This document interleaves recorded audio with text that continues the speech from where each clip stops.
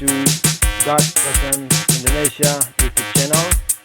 Please like, comment, share, and subscribe. Thank you for your watching.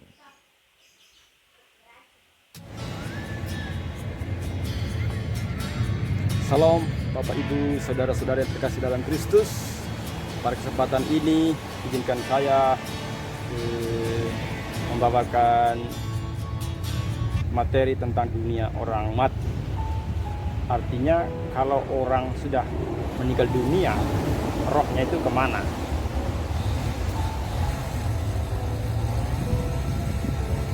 Apakah mereka punya tempat di surga atau mereka masih ada di kuburan, atau mereka sudah ada di surga dan mereka tidak bisa kembali lagi?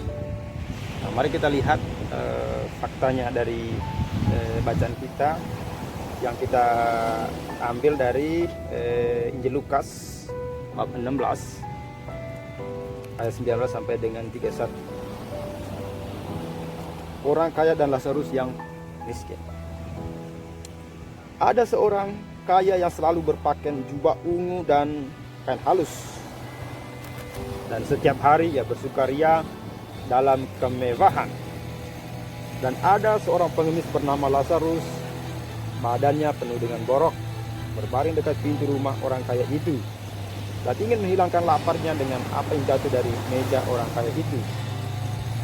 Malahan anjing-anjing datang dan menjilat boroknya.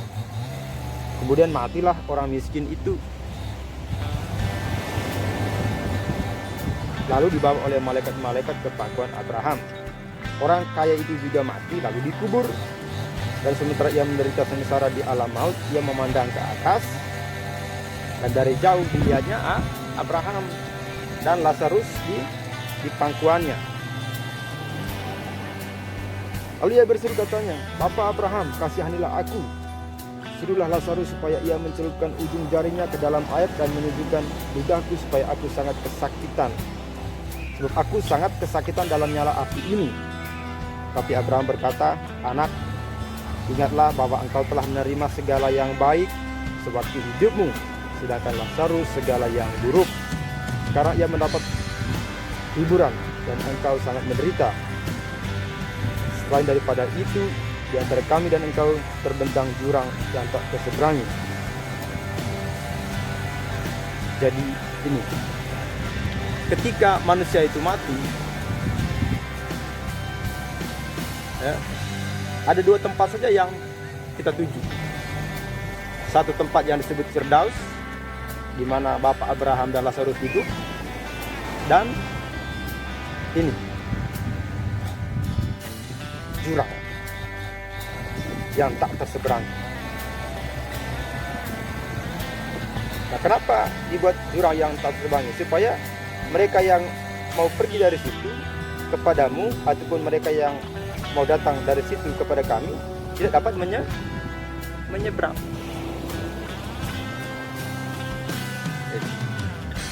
Jadi di alam sana pun, jadi si Lazarus tidak bisa ke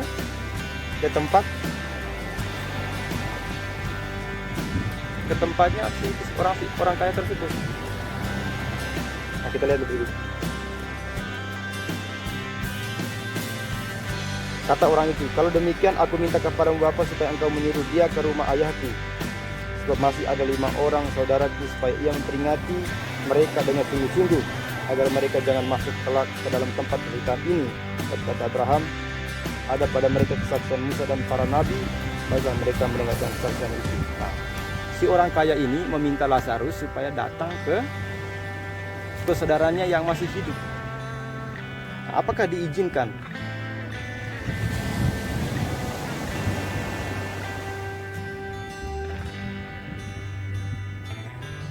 Tapi kata Abraham, "Ada pada mereka kesaksian Musa dan para nabi, baiklah mereka mendengarkan kesaksian itu." Jadi itu, Bapak Abraham mengatakan pada mereka ada kesaksian para nabi, kesaksian Musa. Di sini Bapak tidak mengizinkan Lazarus untuk datang kepada keluarganya si kaya ini untuk menegur mereka, tidak diizinkan. Jawab orang itu, tidak Bapak Abraham, tapi jika ada seorang yang datang dari antara orang mati kepada mereka, mereka akan bertobat. Kata Abraham kepadanya, jika mereka tidak mendengarkan kesaksian Musa dan para nabi, mereka tidak juga akan mau diyakinkan sekalipun oleh seorang yang bangkit dari antara orang. Jadi tadi kisah ini bahwa ketika manusia itu mati, ada dua tempat. Kalau kita diselamatkan berarti di pangkuan Abraham. Kalau kita nggak diselamatkan, yaitu di jurang maut. Jadi jurang maut itu adalah tempat di mana manusia yang tidak diselamatkan dikumpulkan di situ. Jadi sangat jelas. Jadi orang yang sudah mati tidak bisa kembali. Baik dalam bentuk mimpi, dalam bentuk kesurupan, tidak bisa kembali untuk mengunjungi kita yang masih hidup. Jadi sangat jelas dari kisah ini, sangat jelas. Nah, kalau begitu,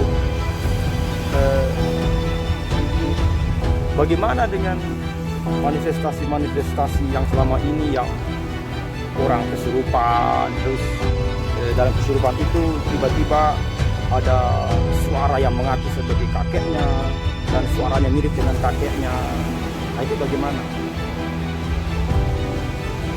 Jadi saudara, iblis itu bisa menyamar siapa saja, bisa menyamar sebagai orang-orang yang sudah meninggal, dan mereka bisa merekam suara dari keluarga atau kerabat yang hidup.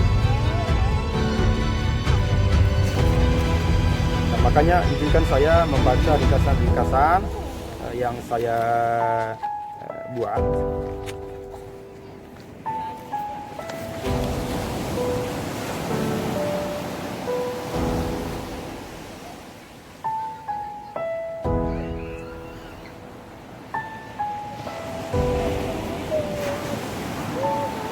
Apakah orang Kristen boleh minta petunjuk kepada arwah atau orang mati? Tentu jawabannya tidak boleh. Apakah kita boleh percaya sebuah praktik doa yang menghadirkan arwah orang mati? Jadi itu bukan praktik doa. Yang menghadirkan orang-orang mati itu bukan praktik doa.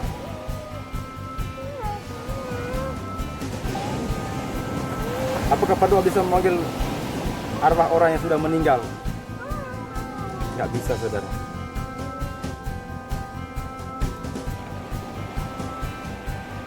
Nah, apakah roh orang yang hidup bisa masuk kepada orang lain yang masih hidup? Nanti kita lihat jawabannya berikut ini. Pertama, apakah kita boleh mempercayai perkataan arwah melalui medium, dukun, atau yang lewat kesurupan? Dan terkadang roh arwah itu mengaku sebagai nenek, kakek, kerabat, atau orang-orang yang sudah meninggal. Jadi izinkan saya baca Imamat 19 ayat 31. Janganlah kamu berpaling kepada arwah atau kepada roh-roh peramal. Janganlah kamu mempercayai mereka, dan dengan demikian menjadi najis karena mereka. Akulah Tuhan Allah. Jadi Tuhan Allah itu melarang supaya kita itu tidak berpaling kepada roh arwah. Kenapa? Mempercayai perkataan arwah melalui medium dukun atau orang kesurupan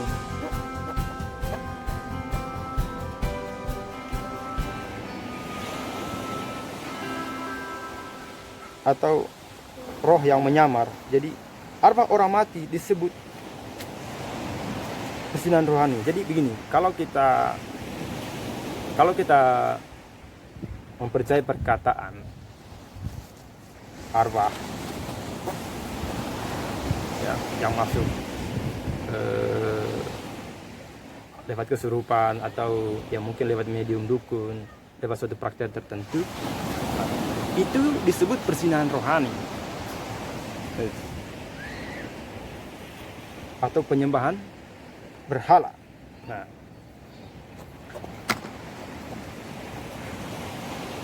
Nah, apa akibat dari penyembahan berhala ini atau perzinahan rohani ini? Ya, nanti kita akan gagal dalam usaha. Kemiskinan. Jadi kemiskinannya ada 3, miskin pengetahuan, miskin pengetahuan iman, pengetahuan formal.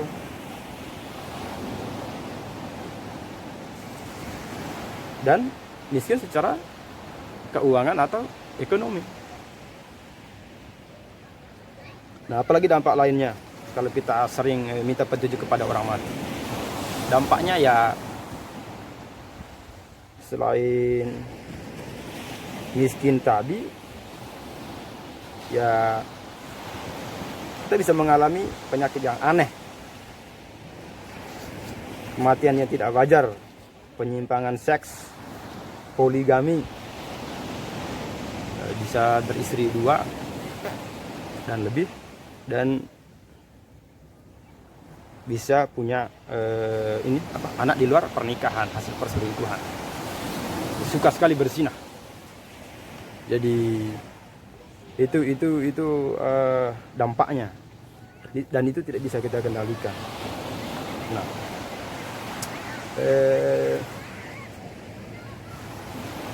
roh arwah itu sebenarnya adalah iblis yang menyamar sebagai orang-orang sudah meninggal. Jadi begini saudara, saya pernah meminta Roh Kudus untuk menyingkapkan isi kuburan.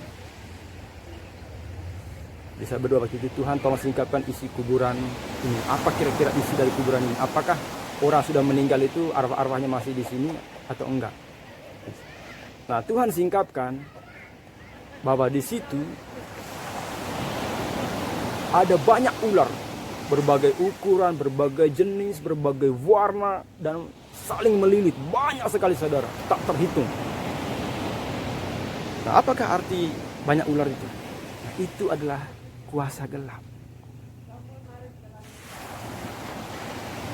Dan itulah sebabnya, ya, kalau kita bermimpi, nah pasti kita sering didatangin ular. Dan ketika kita memiliki karunia pembedaan roh, begitu kita bakar itu ular dengan darah Yesus atau dengan nama Yesus, nah tadinya mereka ular itu bisa tersingkapkan bentuk mereka. Atau tadinya dalam mimpi itu mereka menyamar sebagai orang tua yang sudah meninggal. Tapi begitu kita uji mereka, kita bakar mereka dengan api Roh Kudus, dengan darah Yesus, atau kita uji dengan nama Yesus, tersingkapkan mereka dan mereka lari dari kehidupan kita. Nah,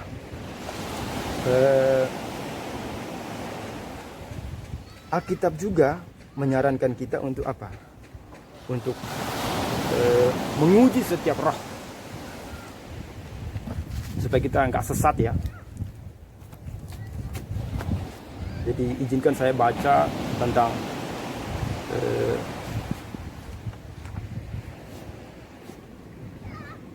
pengujian roh. Jadi saya ambil dari 1 Yohanes bab 4 ayat 1 sampai dengan 6. Saudara-saudaraku yang kasih, janganlah percaya akan setiap roh, tapi ujilah roh-roh itu, apakah mereka berasal dari Allah, sebab banyak nabi-nabi palsu yang telah muncul dan pergi ke seluruh dunia. Demikianlah kita mengenal roh Allah. Setiap roh yang mengaku bahwa Yesus Kristus telah datang sebagai manusia berasal dari Allah. Dan setiap roh yang tidak mengaku Yesus tidak berasal dari Allah. Nah, artinya begini saudara, bagaimana kita bisa tahu bahwa yang datang ke kehidupan kita itu adalah Roh Kudus. Nah, Roh Kudus itu selalu promosi Yesus, selalu mengakui Yesus ketika dia datang dalam kehidupan kita. Misalnya di mimpi, dia selalu promosi Yesus. Nah, itu makanya Alkitab mencatat bahwa demikianlah kita mengenal roh Allah, maksudnya Roh Kudus. Setiap roh yang mengaku bahwa Yesus Kristus telah datang sebagai manusia berasal dari Allah. Dan setiap roh yang tidak mengaku Yesus tidak berasal dari Allah. Nah, makanya setiap roh yang datang kehidupan kita, kalau mereka mengaku sebagai kakek kita, nenek kita, leluhur kita, orang-orang yang sudah meninggal, jangan percaya. Itulah iblis. Itulah penyamaran iblis dan penyamaran roh-roh jahat. Karena apa?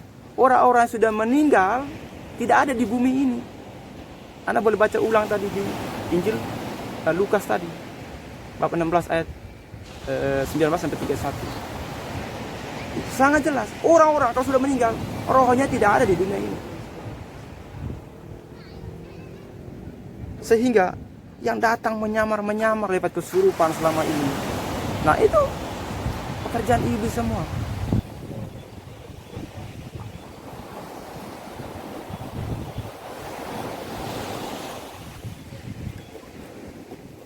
Roh itu adalah roh antikristus, dan tentang dia telah kamu dengar bahwa ia akan datang, dan sekarang ini ia sudah ada di dalam dunia. Jadi Alkitab mencatat bahwa roh-roh itulah roh antikristus, roh-roh anti kasih. Jadi roh-roh itu selalu minta kita ayam, kambing, sapi, kerbau. Tuhan tidak pernah minta apa-apa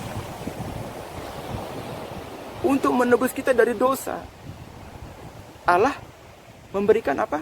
Putranya yang tunggal untuk menebus dosa-dosa kita.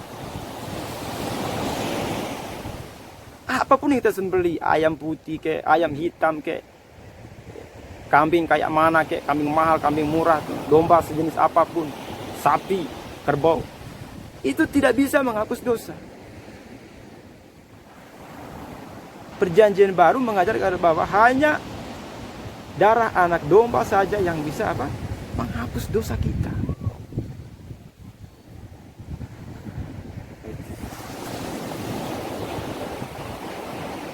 Nah, saya akan lanjutkan beberapa catatan-catatan saya.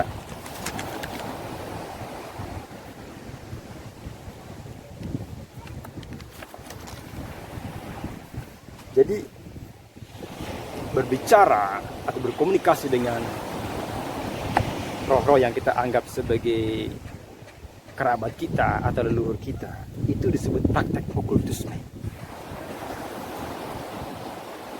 Dan itu dilarang oleh Tuhan. Dan Alkitab tidak membenarkan orang untuk apa? Untuk berbicara dengan orang-orang yang sudah meninggal.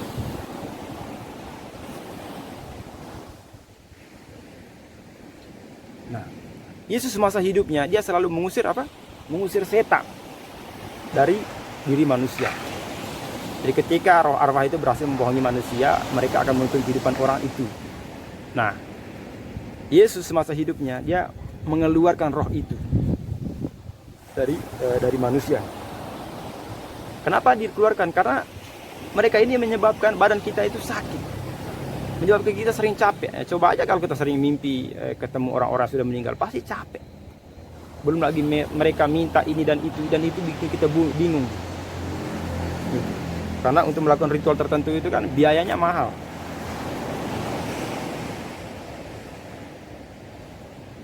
Jadi Yesus mengusir setan dari manusia. Hal ini menunjukkan bahwa Yesus tidak setuju dan tidak membenarkan di mana roh-roh jahat masuk ke dalam kehidupan manusia.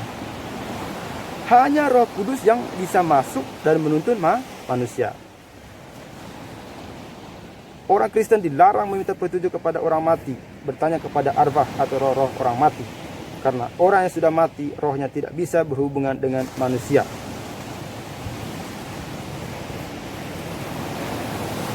Jadi ada juga orang kesurupan, dan dalam kesurupan itu dia mengaku seorang dukun. Suaranya sama, ya, gerak-geriknya, mimiknya juga sama. Nah, apakah itu benar-benar si dukun yang kita duga? Tidak, saudara. Jadi begini, roh saya tidak bisa masuk ke orang lain. Sama, orang lain juga tidak bisa masuk ke saya, sehebat apapun. Karena apa? Apabila roh si A meninggalkan tubuhnya, manusia itu mati. Dan itu dicatat dalam Alkitab. Itu Yakobus 2:26. Sebab tubuh tanpa roh adalah mati.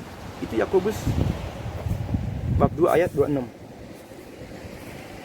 Ketika roh itu meninggalkan tubuh, ya mati, saudara.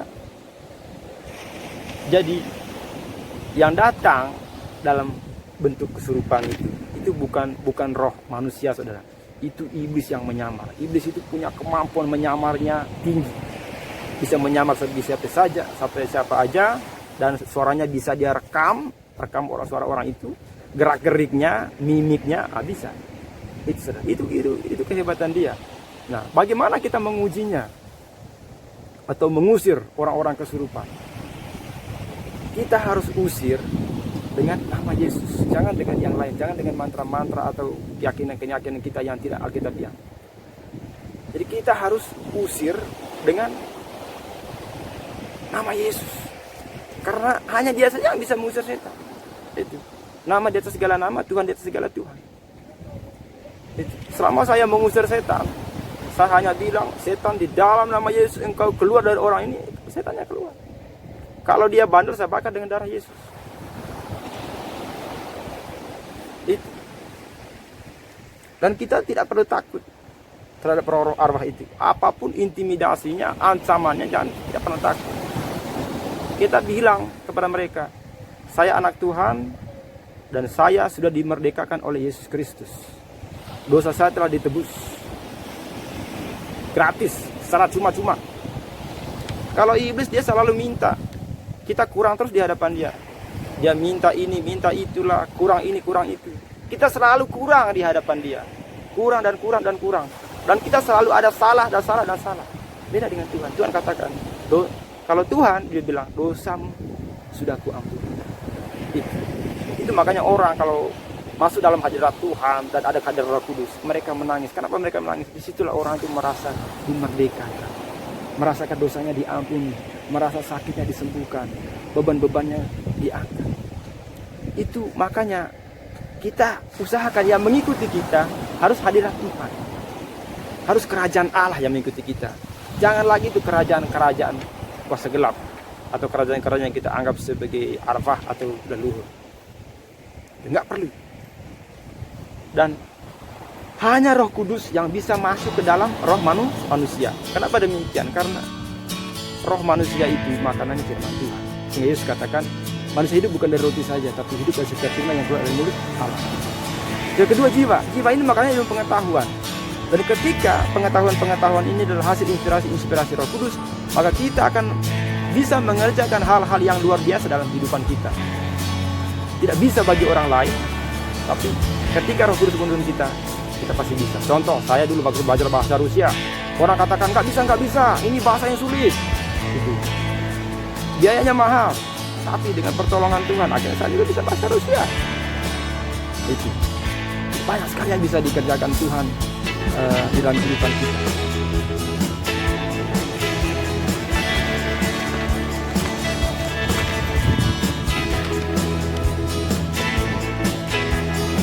Jadi kesimpulannya adalah bahwa roh-roh yang mengaku sebagai arwah selama ini, roh-roh yang mengaku sebagai kakek kita selama ini, roh-roh yang mengaku sebagai ibu kita, bagi yang ada dalam kesurupan maupun dalam mimpi, itu semua adalah penyamaran iblis dan pengikut-pengikut penyamaran iblis dan roh-roh jahat. Jadi roh-roh manusia itu siapapun dia, ya, dia pasti punya tempat di sana. Ketika dia diselamatkan, dia ada tempat di Firdaus, dan orang yang tidak diselamatkan juga ada tempat. Jadi, dan mereka tidak bisa datang kembali. Jadi, dunia orang mati itu terus. Kalaupun dia orang kudus, dia tidak bisa kembali dalam kehidupan kita untuk memimpin kita atau membunuh kita. Tidak bisa. Kita punya Roh Kudus sebagai guru kita, sebagai pembimbing kita, sebagai penghibur kita. Jadi kalau kita benar-benar itu sangat jelas. Dan saya sudah buktikan. Saya pernah bermimpi ketemu dengan ibu saya, dan ibu saya berjalan pada suatu padang jalan setapak. Saya melihat dia dari belakang. Ibu saya ada di depan saya itu sekitar 20 meter. Saya ngejar dari belakang, ibu. Dan ibu saya ini udah meninggal. Ibu saya udah meninggal. Terus saya kejar. Nah, akhirnya dia nunggu. Pas dia nunggu, tiba-tiba dia ada di belakang saya. Nah, dan begitu saya nunggu dia, tiba-tiba dia menghilang. Lalu saya kejar lagi, ternyata dia ada di depan saya lagi. Nah, dan saya panggil dia tidak nunggu, dan saya terus berlari mengejar dia. Dan saudara tahu, saya kejar terus, dan tiba-tiba saya itu berada di ujung jalan. Nah, di ujung jalan itu saya ketemu sungai yang kering dengan tebing yang tinggi. Jadi sudah tidak ada jalan lagi. Jadi saya terjebak di situ, di tebing itu. Jadi di depan saya itu tebing, udah gak ada jalan lagi. Nah, saya cari mana ibu saya, gak kelihatan. Nah, di hadapan saya itu berdirilah seekor binatang kelelawar besar sekali, saudara. Tapi di atasnya itu ada cahaya. Ada cahaya yang bisa menipu kita. Alkitab mencatat bahwa iblis bisa menyamar sebagai malaikat terang. Di atas kelelawar itu, saudara, ada cahaya yang mirip-mirip dengan kehadiran Roh Kudus. Lalu saat saya mengamati kelelawar itu, tiba-tiba Roh Kudus singkapkan keseluruhan bentuknya, dan bentuknya sangat menyeramkan. Mulutnya itu, saudara, siap menyerang siapa aja. Matanya itu merah, dan tangannya itu kalau dia menekan kepala kita itu kita bisa mati. Karena saya melihat bentuknya yang menyeramkan dan menakutkan, langsung saya keluarkan pedang saya langsung katakan, di dalam nama Yesus saya bakar. Lalu seketika itu, saudara, ternyata yang tadi namanya masuk saya dan kemudian menjadi lava raksasa. Dan saya bangun pagi,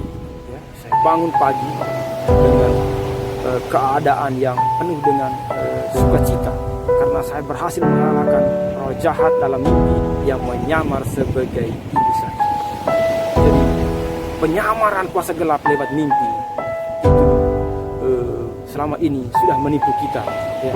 Kita selalu percaya, tadi malam saya ketemu bapak saya yang sudah meninggal, almarhum. Tadi malam saya ketemu kakek saya, almarhum. Belum lagi kita dikasih jimat sebagai pelindung diri. Itu semua, saudara, iblis yang menyamar. Saya ngomong ini bukan teori, saya ngomong dari apa yang saya praktekkan. Dan sudah ada beberapa orang, yang saya lepaskan dari kuasa gelap, dan kuasa gelapnya itu masuk lewat jalur leluhur. Jadi semoga apa yang saya bagikan pada kesempatan ini bisa membuat Anda bangkit. Dan bila Anda punya sakit penyakit yang belum sembuh-sembuh, dan itu penyakit yang lama dan Anda bingung apa jawabannya, jadi Anda bisa kasih pesan ke saya. Siapa tahu Tuhan menolong saudara. Jadi sekian dari saya. Terima kasih telah menonton video ini. Jangan lupa subscribe dan ikuti terus video saya yang selanjutnya. Tuhan Yesus memberkati.